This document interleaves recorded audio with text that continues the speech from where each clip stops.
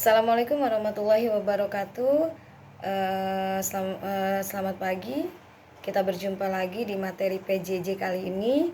Untuk kelas 9 di bab 2, materi kita adalah tentang perubahan sosial budaya. Nah, ini sangat berkait ya nanti dengan COVID. Salah satunya bisa kita ambil perubahan-perubahan apa sih terjadi ketika adanya COVID berpengaruh terhadap perubahan sosial dan budaya yang ada di Indonesia. Nah, perlu kalian tahu materi tentang perubahan sosial budaya. Tujuannya apa sih kita mempelajari materi perubahan sosial budaya? Yang pertama adalah kalian bisa menjelaskan pengertian perubahan sosial budaya. Kalian bisa menyebutkan bentuk-bentuk perubahan sosial budaya. Kalian bisa menyebutkan faktor penyebab terjadi dan pendorong dan penghambat terjadinya perubahan sosial budaya dan akibat yang ditimbulkan adanya dengan perubahan sosial budaya. Nah, perubahan sosial budaya sendiri sebenarnya adalah gejala umum yang memang ada di masyarakat. Mau tidak mau masyarakat harus mengalami perubahan. Kalau masyarakat itu hanya bersifat statis, lambat begitu aja, ya masyarakat itu tidak bisa mengalami perubahan yang cukup drastis, baik dalam dirinya maupun apalagi di masyarakat. Nah, di sini ada beberapa nanti pengertian perubahan sosial budaya dari beberapa tokoh. Yang pertama adalah Max Weber. Oh ya, kalian bisa lihat nanti materinya ada di LKS kalian tentang perubahan sosial dan budaya.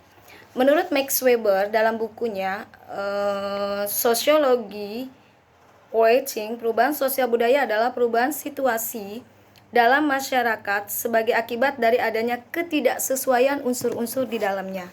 Kemudian Kingsley Davis, perubahan sosial budaya adalah perubahan-perubahan yang terjadi dalam struktur dan fungsi masyarakat.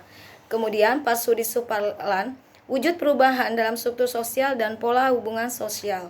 Selo Sumarjan sendiri mengidentifikasikan perubahan sosial adalah perubahan-perubahan pada lembaga-lembaga kemasyarakatan di dalam suatu masyarakat mempengaruhi sistem sosialnya, termasuk di dalamnya nilai-nilai, sikap, dan pola perilaku di antara kelompok-kelompok di dalam masyarakat. Nah, perubahan sosial budaya sendiri bentuknya itu ada yang memang direncanakan dan ada yang tidak direncanakan. Perubahan yang direncanakan atau kita kenal dengan planned change, memang perubahan itu direncanakan sendiri oleh masyarakat itu.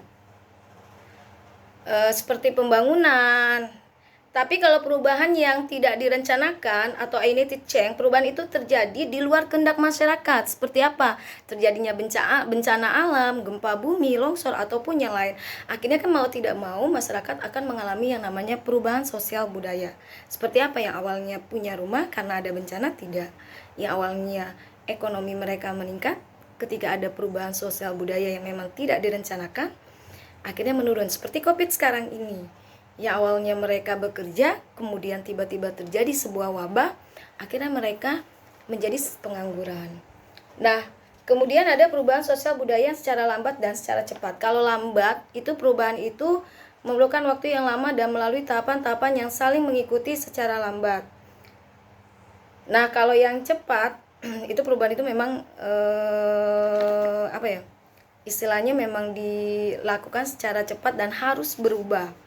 Kemudian perubahan sosial budaya yang pengaruhnya kecil dan pengaruhnya besar. Kalau yang pengaruhnya kecil hanya masyarakat sekitar aja yang mengalami perubahan, sedangkan masyarakat yang lainnya belum tentu mengalami perubahan seperti apa, mode pakaian, gaya rambut, itu kan tidak semua di masyarakat merasakan perubahan itu, hanya biasanya ada di masyarakat kota saja terutama. Kemudian kalau pengaruh yang memang perubahan yang pengaruhnya besar, ini adalah sangat berpengaruh. Misalnya apa? Menggunakan sistem yang awalnya menggunakan tenaga sistem tradisional, kemudian menggunakan tenaga modern. Ada yang namanya industri, akhirnya merupakan menjadikan penyebab yang namanya terjadinya perubahan yang secara besar. Nah, faktor-faktor penyebab perubahan sosial budaya itu sebenarnya ada dari intern, dari dalam diri sendiri, ada yang dari ekstern. Nah, kalau faktor yang dari intern, dari dalam sendiri menyebabkan kenapa terjadinya perubahan adalah yang pertama adalah perubahan jumlah penemuan-penemuan terbaru, kemudian terjadi yang namanya konflik dalam masyarakat atau pertentangan. Sedangkan faktor perubahan sosial budaya yang terjadi secara ekstern, luar, penyebabnya itu misalnya peperangan atau kontak dengan kebudayaan lain. Nah, Faktor yang mendorong perubahan sosial budaya itu adalah kontak. Udah pasti. Kita kalau tidak melakukan interaksi, kontak atau komunikasi, kita sulit untuk melakukan perubahan. Berarti kita terisolasi. Karena masyarakat yang ingin berubah, masyarakat yang terus berpikiran orientasi mereka adalah maju ke depan. Maksudnya masa depan. Nah, kemudian nanti di sini ada proses terjadinya perubahan sosial budaya. Yang pertama adanya difusi. Proses penyebaran berbagai unsur pembentuk kebudayaan, baik yang berupa ide, keyakinan, dan lain sebagainya. Ada akulturasi dan asimilasi.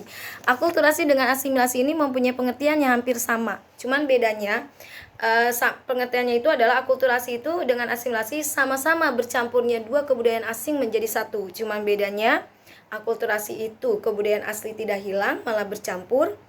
Kalau asimilasi, kebudayaan asli hilang, membentuk kebudayaan baru.